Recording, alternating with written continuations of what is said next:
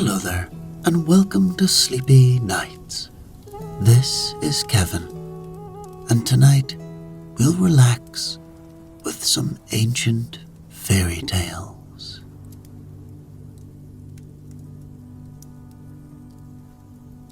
Once upon a time, there reigned a king in Colchester.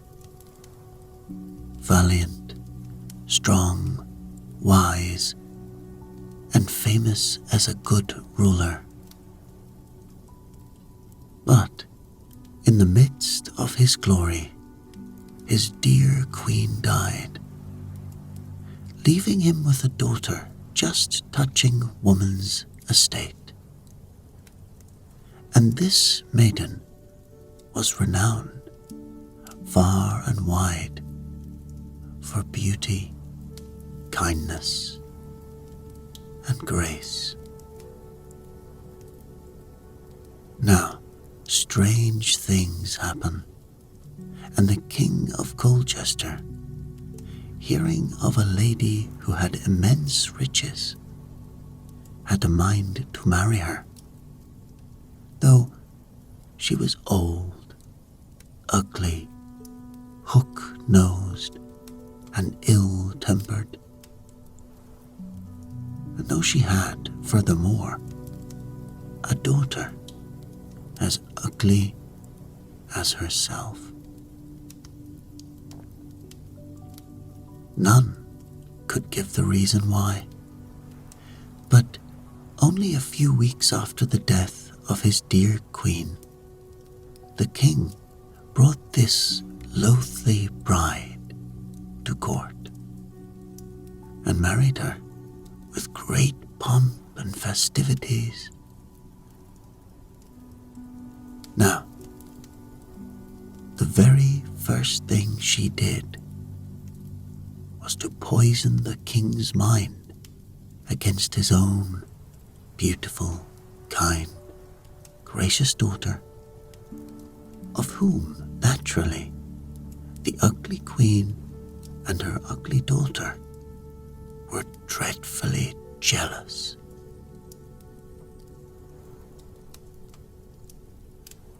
Now, when the young princess found that even her father had turned against her,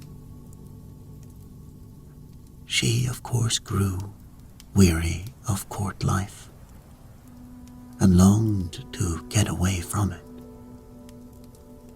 So, one day, happening to meet the king alone in the garden, she went down on her knees and begged and prayed him to give her some help and let her go out into the world and seek her fortune. To this the king agreed and told his consort to fit the girl out for her enterprise in proper fashion.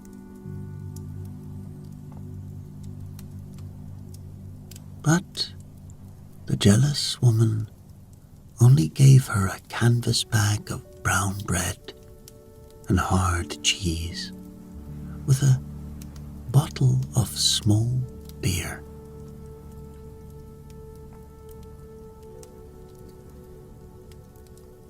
Though this was but a pitiful dowry for a king's daughter, the princess was too proud to complain. So she took it, returned her thanks, and set off on her journey through woods and forests, by rivers and lakes, over mountain and valley. And at last, she came to a cave, at the mouth of which, on a stone, sat an old man with a white beard.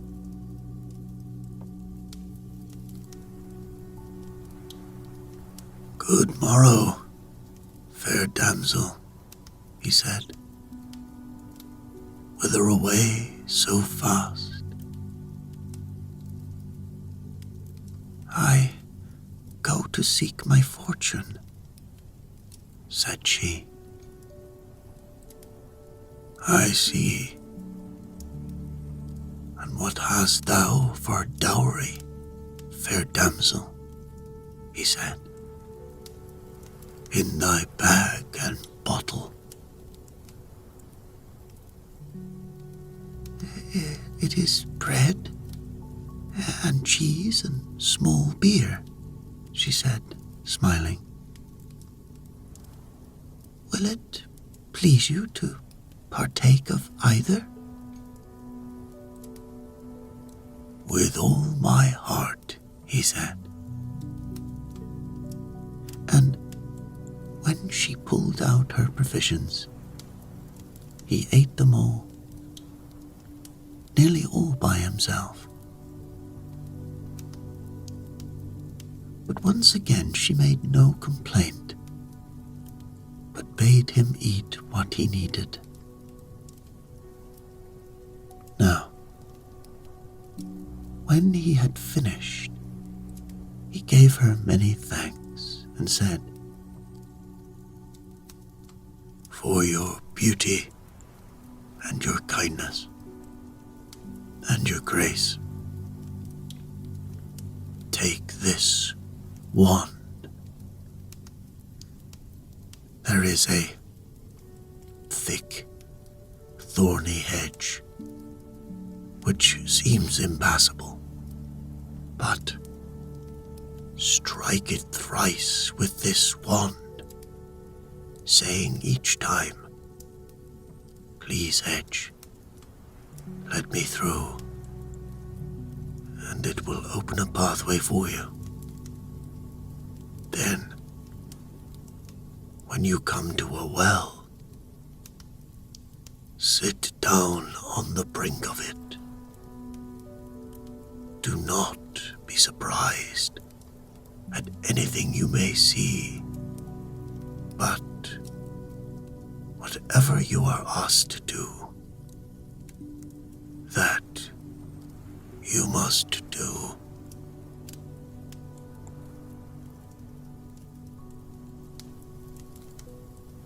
So saying, the old man went into the cave, and she went on her way. After a while, she came to a high, thick, thorny hedge. When she struck it 3 times with the wand, saying, "Please, hedge, let me through,"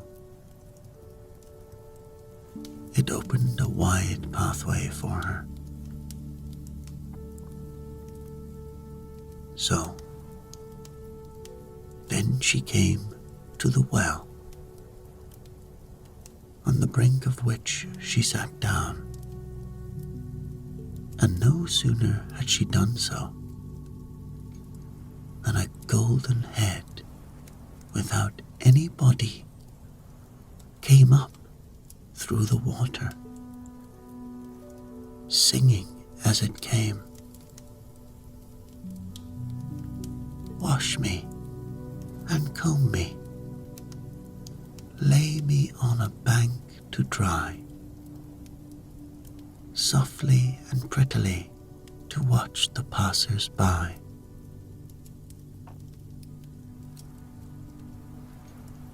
"Certainly," she said, pulling out her silver comb. Then, placing the head on her lap, she began to comb the golden hair.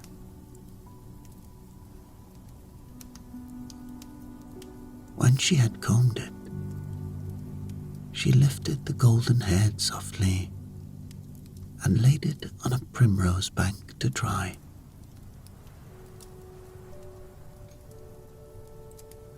No sooner had she done this than another golden head appeared, singing as it came,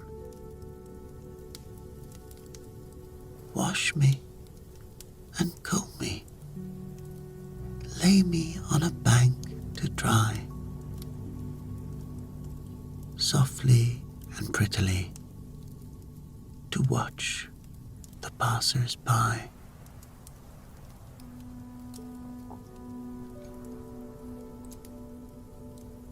Certainly, said she, and after combing the golden hair, she placed the golden head softly on the primrose bank beside the first one. Then came a third head out of the well, and it said the same thing. Wash me and comb me, lay me on a bank to dry, softly and prettily to watch the passers-by. With all my heart, said she graciously, and after taking the head on her lap and combing its golden hair with her silver comb, there were 3 golden heads in a row on the primrose bank. And as she sat down to rest herself and looked at them, they were so quaint and pretty.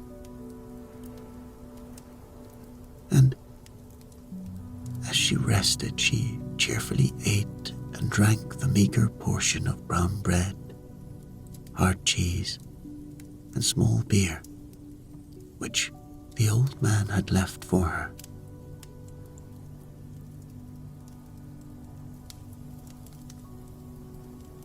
Then the first head spoke. Brothers, what shall we weird for this damsel, who has been so gracious unto us?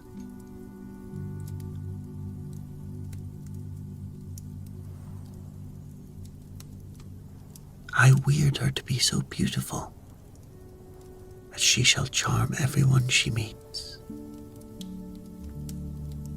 And I, said the second head, weird her a voice that shall exceed the nightingale's in sweetness. And I, said the third head, weird her to be so fortunate that she shall marry the greatest king that reigns.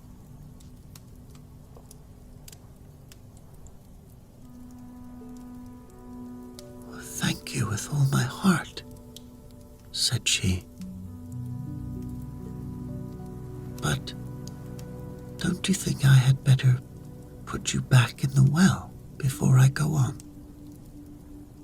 Remember, you are golden, and the passers-by might steal you.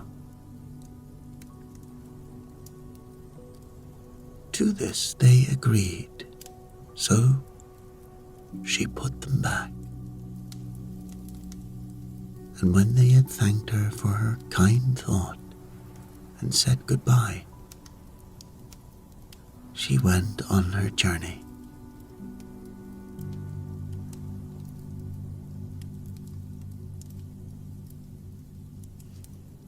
Now, she had not traveled very far before she came to a forest where the king of the country was hunting with his nobles. And as the gay cavalcade passed down the glade, she stood back to avoid them. But the king caught sight of her and drew up his horse, fairly amazed at her beauty. "Fair maid," he said, "who are you, and whither you go through the forest alone?" I am the King of Colchester's daughter, and I go to seek my fortune," said she, and her voice was sweeter than the nightingale's.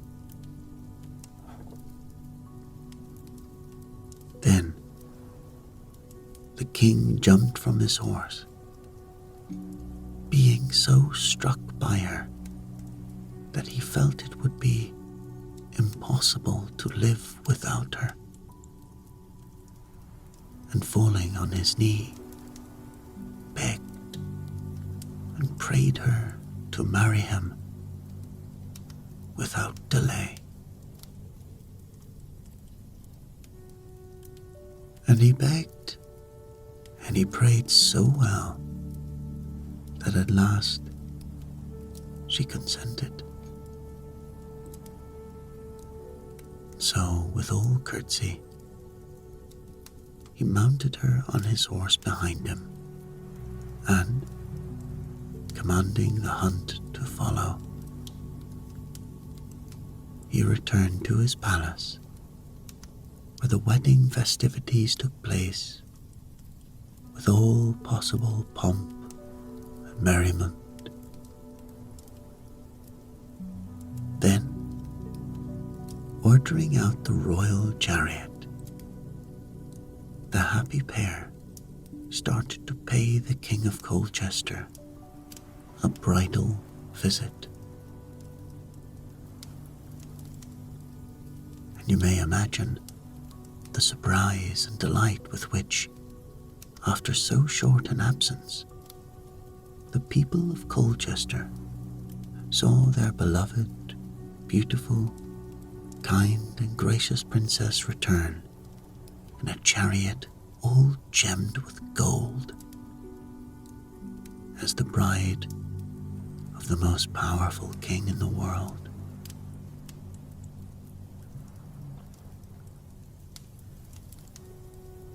The bells rang out, drums beat, the people huzzaed, and all was gladness, save, of course, for the ugly queen and her ugly daughter, who were about to burst with envy and malice. For the despised maiden was now above them both, and went before them at every court ceremonial.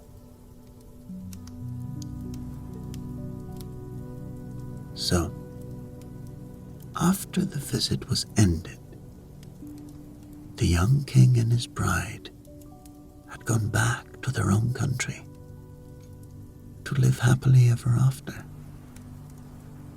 The ill-natured princess said to her mother, the ugly queen, "I also will go into the world and seek my fortune. If that drab of a girl with her milking ways got so much, what may I not get?"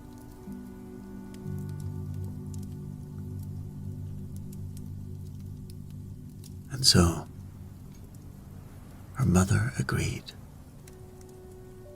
and furnished her forth with silken dresses and furs, and gave her as provisions sugar, almonds, sweetmeats, every variety,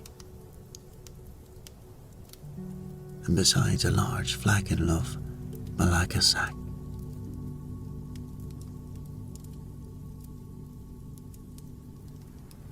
Altogether, a right royal dowry.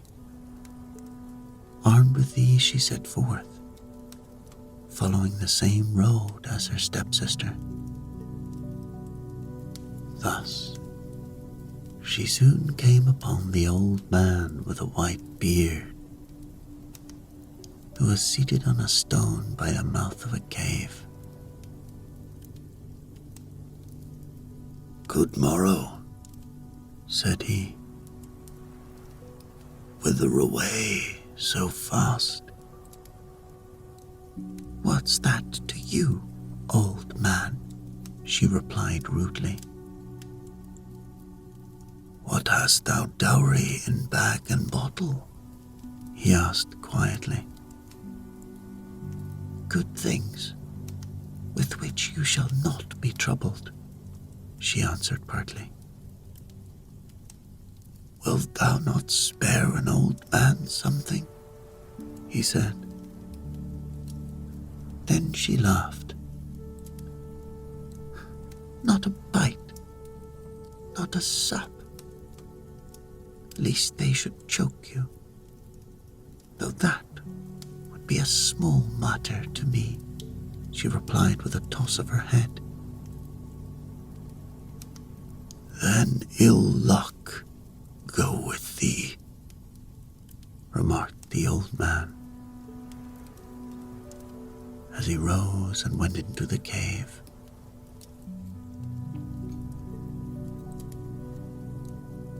So she went on her way, and after a time came to a thick, thorny hedge, and seeing what she thought was a gap in it, she tried to pass through. But no sooner had she got well into the middle of the hedge than the thorns closed in around her so that she was all scratched and torn before she got away. Thus, streaming with blood, she went on to the well, and seeing water, sat on the brink, intending to cleanse herself. But as she dipped her hands, up came a golden head, singing as it came, "Wash me and comb me, lay me on the bank to dry, softly and prettily to watch the passers-by." "A likely story," said she. "I'm going to wash myself." And with that, she gave the head such a bang with her bottle that it bobbed below the water. But it came up again, and so did a second head, singing as it came, "Wash me and comb me, lay me on the bank to dry, softly and prettily to watch the passers-by." "Not I," scoffed she. "I'm going to wash my hands and face and have my dinner." So she fetched the second head with a cruel bang, and both heads ducked down in the water. But when they came up again all draggled and dripping, the third head came also, singing as it came, "Wash me and comb me, lay me on the bank to dry, softly and prettily to watch the passers-by."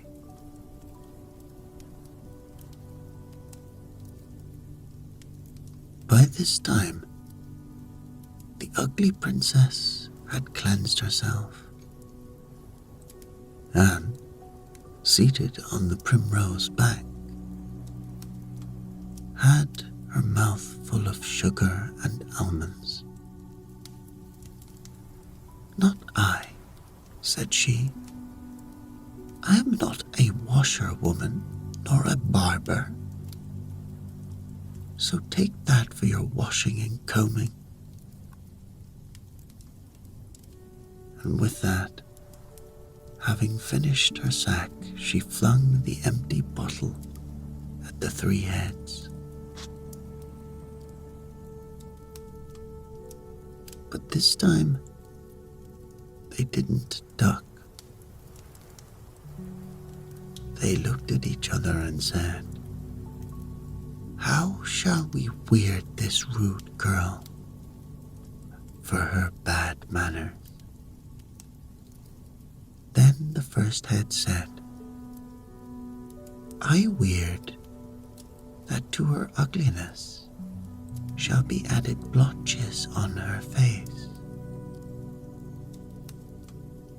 And the second head said, "I weird that she shall ever be hoarse as a crow and speak as if she had her mouth full."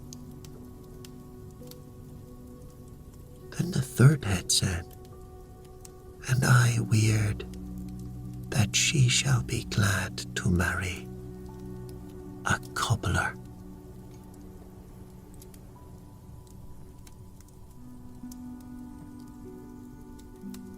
Then the three heads sank into the well and were no more seen. And the ugly princess went on her way. But lo and behold, when she came to a town, the children ran from her ugly botched face, screaming with fright. And when she tried to tell them that she was the King of Colchester's daughter, her voice squeaked like a corncrake, was hoarse as a crow's, and folk could not understand a word she said, because she spoke as if her mouth was full.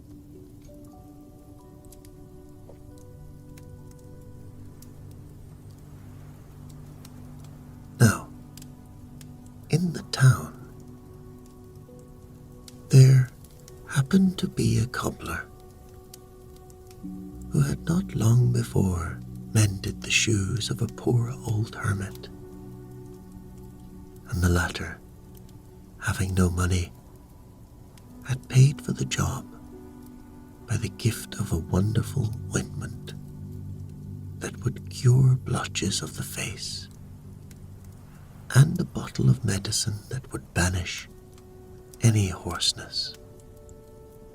So, seeing the miserable, ugly princess in great distress, he went up to her and gave her a few drops of his bottle.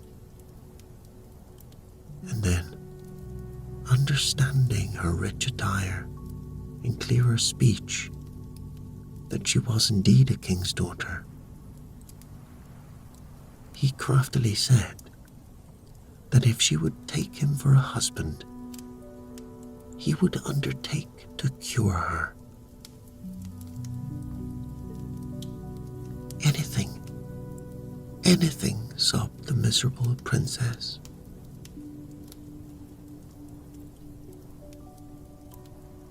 And so they were married, and the cobbler straightway set off with his bride to visit the King of Colchester. But the bells did not ring, the drums did not beat, and the people, instead of huzzaing, burst into loud guffaws at the cobbler in leather and his wife in silks and satins.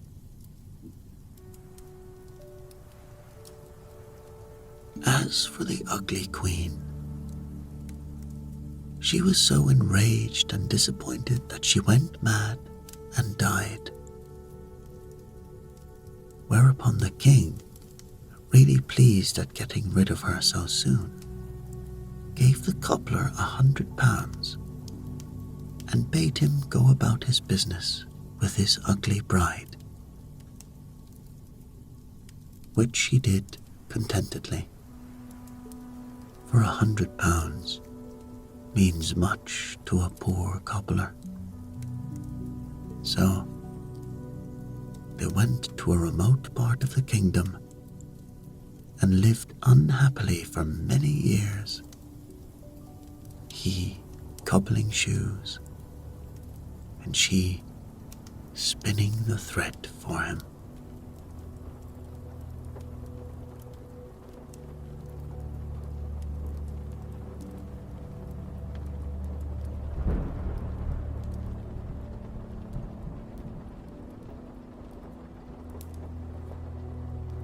In a great palace by the sea, there once dwelt a very rich old lord, who had neither wife nor children living, only one little granddaughter, whose face he had never seen in all her life. He hated her bitterly, because at her birth his favorite daughter died, and when the old nurse brought him the baby, he swore that it might live or die as it liked, but he would never look on its face as long as it lived. So he turned his back and sat by his window looking out over the sea and weeping great tears for his lost daughter,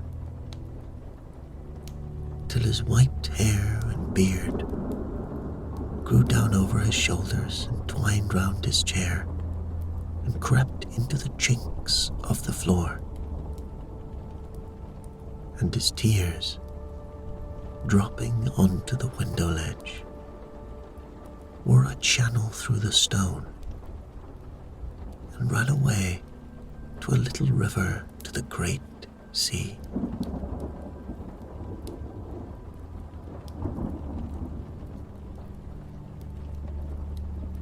Meanwhile, his granddaughter grew up, with no one to care for her or clothe her. Only the old nurse, when no one was by, would sometimes give her a dish of scraps from the kitchen, or a torn petticoat from the rag bag, while the other servants of the palace would drive her from the house with blows and mocking words, calling her Tatter Coats and pointing to her bare feet and shoulders, till she ran away, crying, to hide among the bushes.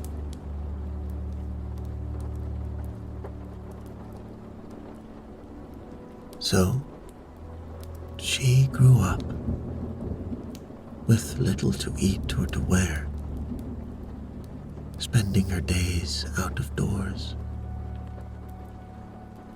Her only companion, a crippled gooseherd,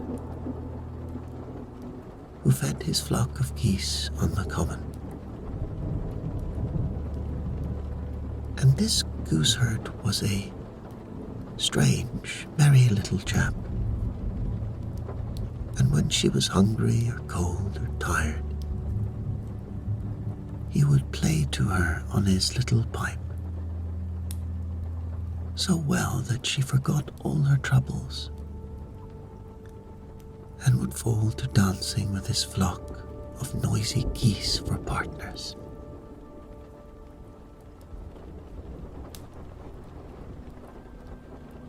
Now, one day, people told each other that the king was traveling through the land and was to give a great ball to all the lords and ladies of the country in the town nearby,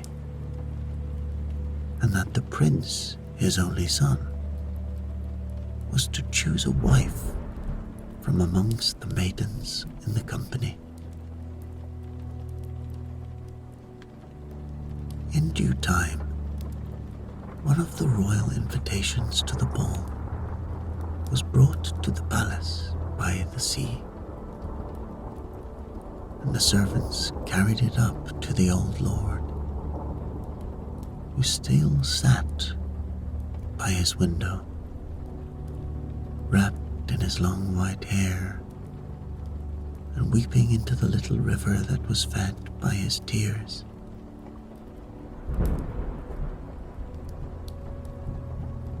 But when he heard the king's command, he dried his eyes and bade them bring shears to cut him loose, for his hair had bound him a fast prisoner, and he could not move. And then he sent them for rich clothes and jewels, which he put on, and he ordered them to saddle the white horse with gold and silk, that he might ride to meet the king. But he quite forgot that he had a granddaughter to take to the ball.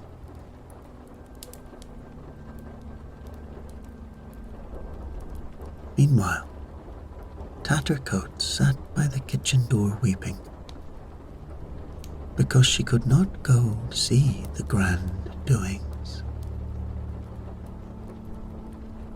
And when the old nurse heard her crying,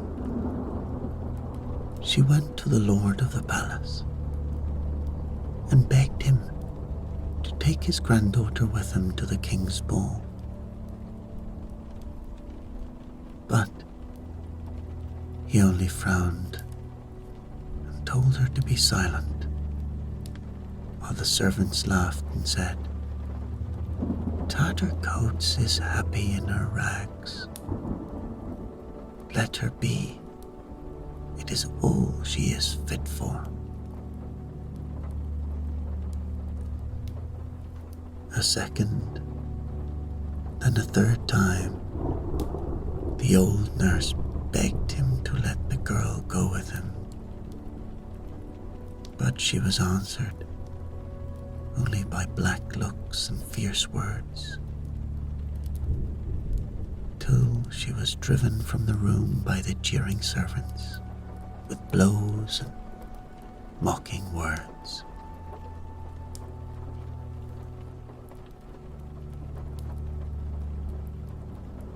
Weeping over her ill success, the old nurse went to look for Tattercoats, but the girl had been turned from the door by the cook and had run away to tell her friend the gooseherd now how unhappy she was, because she could not go to the king's ball.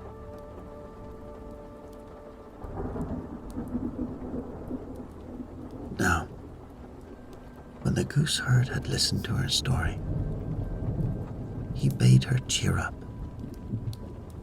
and proposed that they should go together into the town to see the king and all the fine things.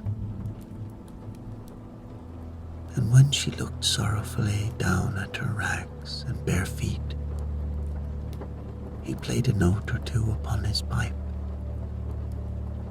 so gay and merry that she forgot all about her tears and her troubles. And before she knew it, the gooseherd had taken her by the hand, and she and he and the geese before them went dancing down the road toward the town.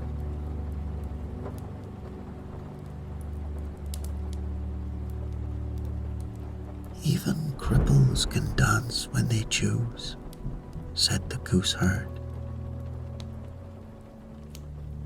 Before they had gone very far, a handsome young man, splendidly dressed, riding up, stopped to ask the way to the castle. where the king was staying. And when he found that they were two going thither, he got off his horse and walked beside them along the road. "You seem merry folk," he said, "and will be good company." "Good company indeed," said the gooseherd, and played a new tune. It was a curious tune, and it made the strange young man stare and stare and stare at Tattercoats till he couldn't see her rags, till he couldn't, to tell the truth, see anything but her beautiful face. Then he said, "You are the most beautiful maiden in the world. Will you marry me?" Then the gooseherd smiled to himself and played sweeter than ever. But Tattercoats laughed. "Not I," said she. "You would be finely put to shame. And so would I be if you took a goose girl for your wife. Go and ask one of the great ladies you will see tonight at the king's ball. Do not flout poor Tattercoats."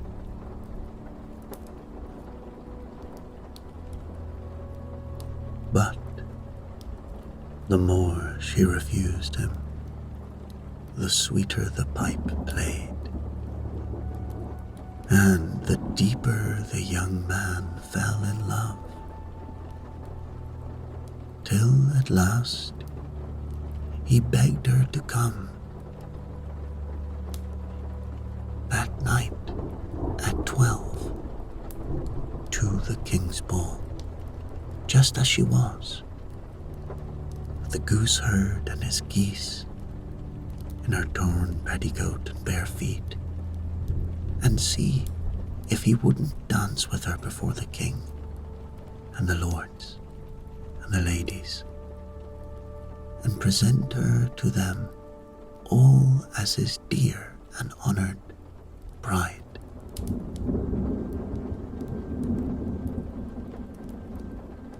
Now, at first Tattercoats said she would not, but the gooseherd said, "Take fortune when it comes, little one."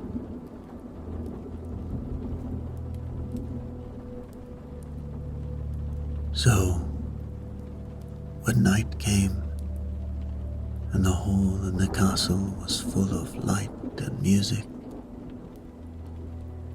and the lords and ladies were dancing before the king, just as the clock struck 12, Tattercoats and the gooseherd, followed by his flock of noisy geese, hissing and swaying their heads, entered at the great doors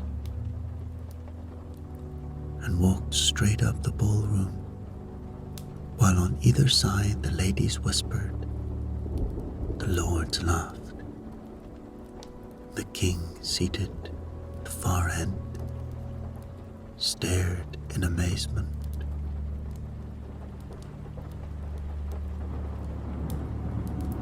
But as they came in front of the throne, Tattercoats' lover rose from beside the king, and he came to meet her. Taking her by the hand, he kissed her thrice before them all, and turned to the king. "Father," he said, "I have made my choice. Here is my bride, the loveliest girl in all the land, and the sweetest as well.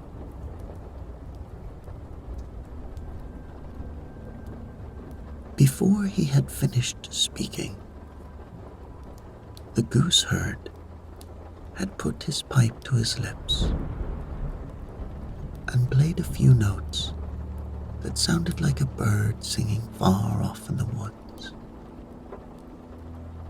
And as he played, Tattercoats' rags were changed to shining robes sewn with glittering jewels.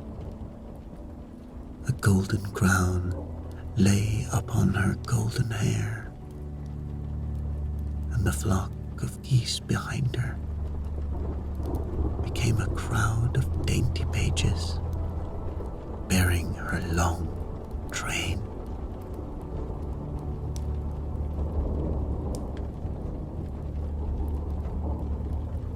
And as the king rose to greet her as his daughter, the trumpets sounded loudly in honor of the new princess, and the people outside in the street said to each other, "Ah, now the prince has chosen for his wife the loveliest girl in all the land." But the gooseherd was never seen again, and no one knew what became of him, while the old lord went home once more to his palace by the sea, for he could not stay at court when he had sworn never to look on his granddaughter's face. So there he still sits by his window. If you could only see him, as you may someday, weeping more bitterly than ever, and his white hair has bound him to the stones, and the river of his tears runs away to the great sea.